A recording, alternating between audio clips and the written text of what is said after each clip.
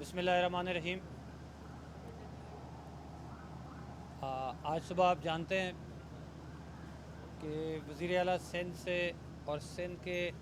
ان کے cabinet members اور government official موجود تھے، اور وفاقی حکومت سے میں خود اور ہمارے سیکرٹری اور ہمارے باقی گورنمنٹ آفیشلز آئے تھے۔ سندھ حکومت سے ہماری بات ہوئی ہے منشیات کے روک تھام پہ اور ریہیب سینٹرز کے مزید بنانے پہ، اور سندھ حکومت نے پہلے بھی ہمارے ساتھ تعاون کیا ہے۔ سندھ حکومت کی تعاون سے یہ جو ریہیب سینٹر جس میں ہم لیاری میں کھڑے ہیں، یہ حیدرآباد کا ریہیب سینٹر اور سکھر کا ریہیب سینٹر تینوں چل رہے ہیں، اور ہم جانتے ہیں کہ مزید کی بھی ضرورت ہے، کیونکہ اس ریہیب جہاں ہم کھڑے ہیں اس سینٹر پہ ادھر بھی 8,000 سے زیادہ پیشنٹس کی ویٹنگ لسٹ ہے جو علاج کروانا چاہتے ہیں۔ اور ہماری پیپلز پارٹی کی لیڈرشپ سے بھی بات ہوئی ہے اور چیف منسٹر سندھ سے بھی بات ہوئی ہے، اور اس پہ تمام ایگریڈ ہیں کہ ہر ضلعی سطح پہ ریہیب سینٹرز ہونے چاہیے، اور پاکستان میں 108 کے قریب چھوٹی بڑی جیلیں ہیں، ان میں بھی ریہیب سینٹرز ہونے چاہیے۔ تو انشاءاللہ تعالی اس جولائی تک ہم سندھ میں 8 ریہیب سینٹرز بنا لیں گے سندھ حکومت کے تعاون سے، اور 4 جیلوں میں ریہیب سینٹرز بنا لیں گے سندھ حکومت کی تعاون سے۔ اور اس کے ساتھ ساتھ ہم آگے دیگر صوبوں میں بھی جائیں گے، اور دیگر صوبوں میں بھی وہاں کے وزرائے اعلیٰ سے درخواست کریں گے کہ وفاقی حکومت اور صوبائی حکومتیں جیسے کہ سندھ حکومت نے یہاں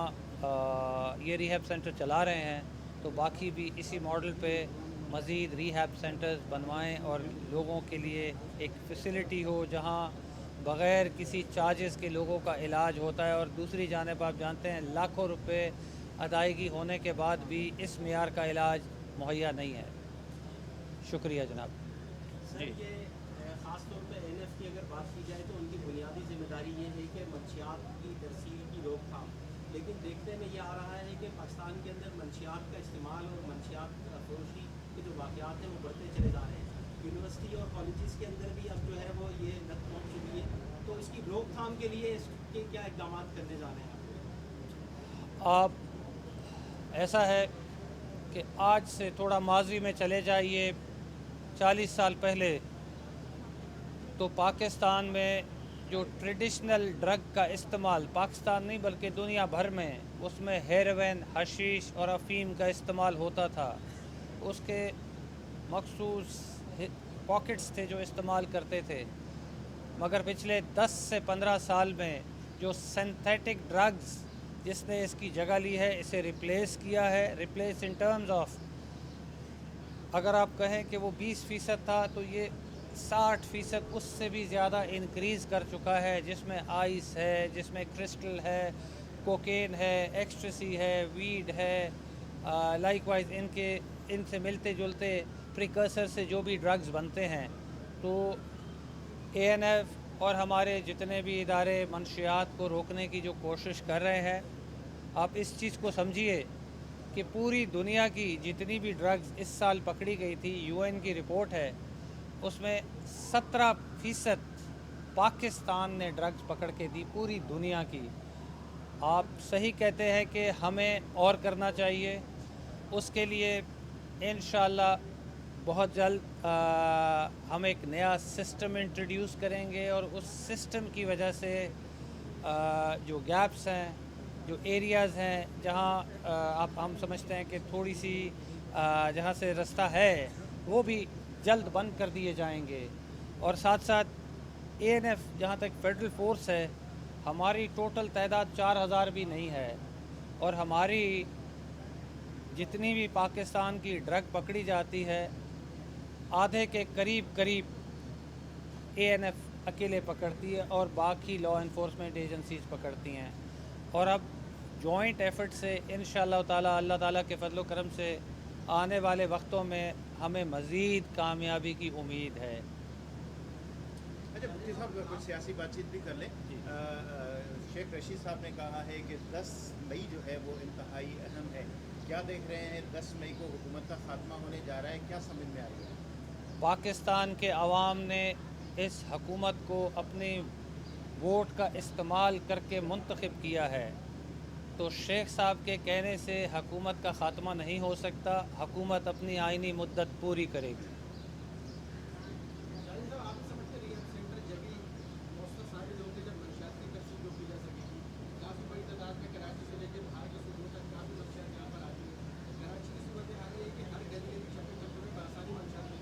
دیکھیے، حکومت پاکستان نئی قانون سازی جلد لائے گی، جس میں ہم صوبوں کو اعتماد میں لینے کے بعد یہ قانون سازی کریں گے کہ ہم رینڈم ڈرگ ٹیسٹنگ انسٹیٹیوٹس میں کریں، تعلیمی اداروں کی میں بات کر رہا ہوں بالخصوص، کیونکہ ہر جگہ سے ہمیں رپورٹ ہو رہی ہے